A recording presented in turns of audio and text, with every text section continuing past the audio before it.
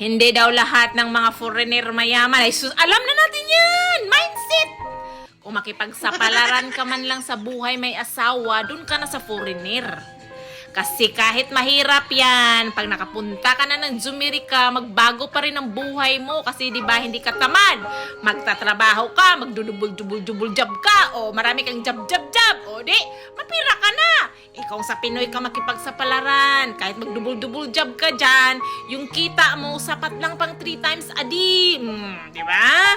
Wala, hindi ka rin asinso, maswerte ka kung yung mapangasawa mo talaga mayaman na, pero kung hindi, kapitbahay mo lang din, na yung kinakain natin kamuting kahoy lang din, wala talaga pag-asa, kahit magdubul-dubul-dubul job ka pa dyan, 3 times a day lang talagang kaya natin, no?